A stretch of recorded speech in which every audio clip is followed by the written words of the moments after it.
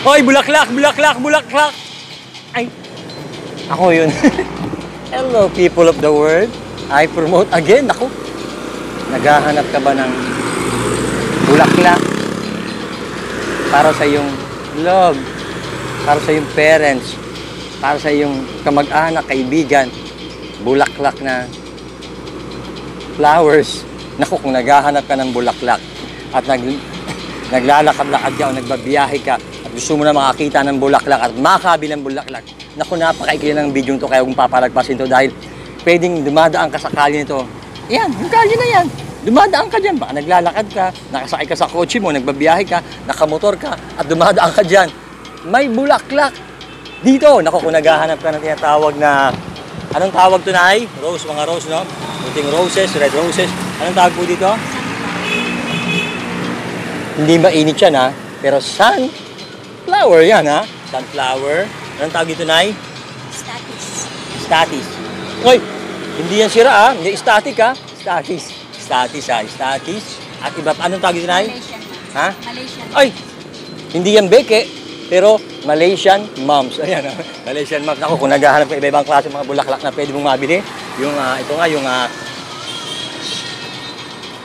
hindi mainit yan, ha? Malamig, oh. Sunflower. Iba-ibang klase mga bulaklak na kung saan pwede nga madadala mo, pamimigay mo, pangreregalo mo, at nakaayos na, nakasupot na. Naku, kung naghahanap ka ng bulaklak na yan at gusto mong bumili at naglalakad-lakad ka sa kalye na to, naku, wala ka bang gagawin kundi pasyalan sa lugar na to. Nay, ilang taon na nakikita ng bulaklak? Ilang taon na po? Mga 18 years. Ha? Taga rito ka ba? Bili mo, 18 years na siya nandito. Hindi pa nakikita to. Hindi, 18 years na po. Paano po kayo nagsimula magtinda ng bulaklak? Paunti-unti lang. Paunti-unti. Parang Ano ba yun? Sa pamilya nyo ba o kayo lang ho? Yung manugang ko. Yung manugang nyo. Tapos nakaano talaga nyo magnegosyo ng bulaklak. Oo. Yung mga ganyan bulaklak ba, paano pag nalalantayan? Hindi kami bumibili ng sobra-sobra. Yung tama lang. Tama lang. Ayun, ha, magandang pahay ni nanay. Nay, ano pangalan niyo, Nay? Evelyn.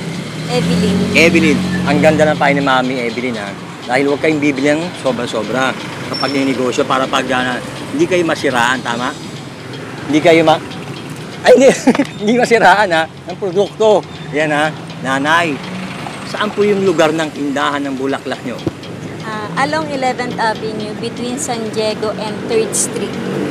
11th Avenue, of course, Caloocan. Caloocan. Bulaklakan ni Nanay Evelyn. Nako, eto na. Naghahanap ka ng bulaklak.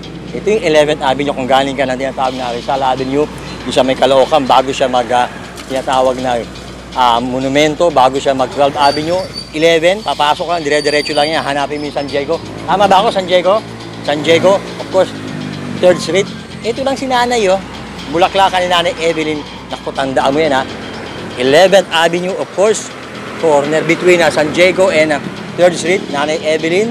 Of course, Caloocan. Nanay, imbitahan mo silang pumasyal, bilang bulaklak mo. Punta lang kayo dito. Affordable naman kami. Hanggang oras kayo bukas dito, Nay? From 6 a.m. to 7 p.m. 7 p.m. Yung presyo nyo, affordable. Yung bulaklak na yan.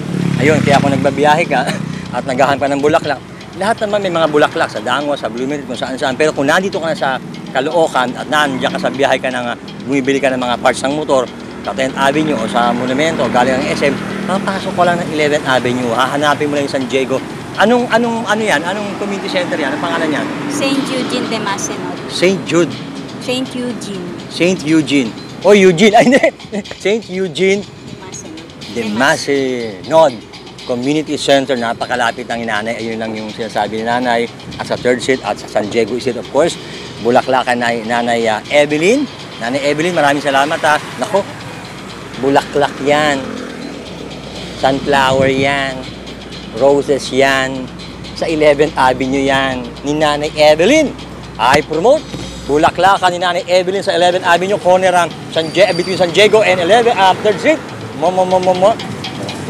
Nanay, bye-bye! Bye-bye!